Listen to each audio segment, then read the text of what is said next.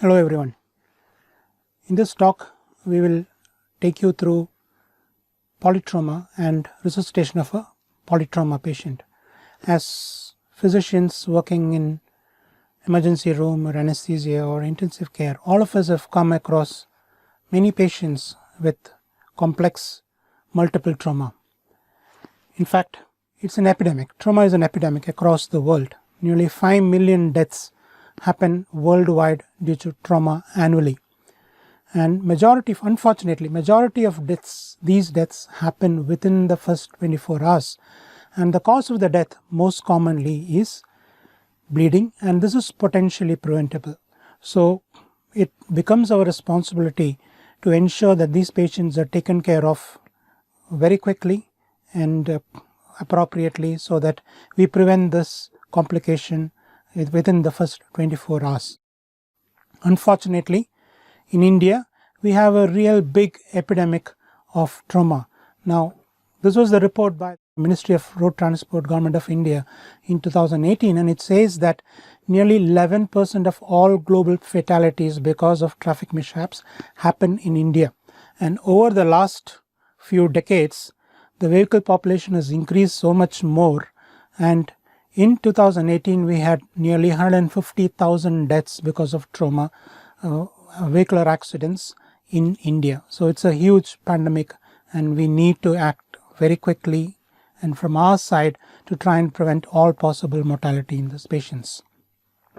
Now, coming to the pathophysiology of trauma, once an injury occurs, hemorrhage ensues. And with massive hemorrhage, there is hypoperfusion. Hypoperfusion leads on to acidosis. Injury also means that exposure of this patient to environmental elements, and these patients can very quickly become hypothermic. Acidosis and hypothermia and also hemorrhage by itself can also lead on to coagulopathy.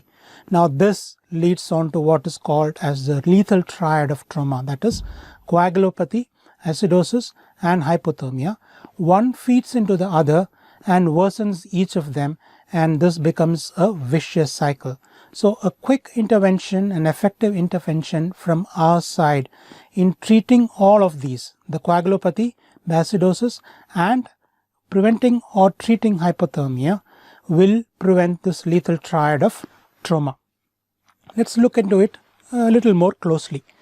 The traditional resuscitation protocol with trauma entailed rapid fluid resuscitation with crystalloids and colloids. We used to give fluids to the tune of about 1 to 2 liters initially, and then subsequently as blood became available, used to give blood and blood products to ensure that patients remain hemodynamically stable.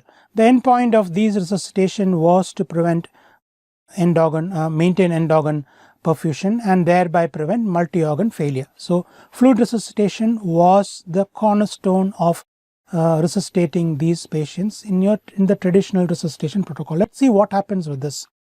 Now, as amount of fluid that was resuscitated increased, we found that the incidence of coagulopathy also increased. With around 2 liters of resuscitation, there was an incidence of 20% of coagulopathy, and as the amount of fluid that was given increased to about 4 liters, the incidence of coagulopathy was 70%, and we thought that this was because of dilutional coagulopathy.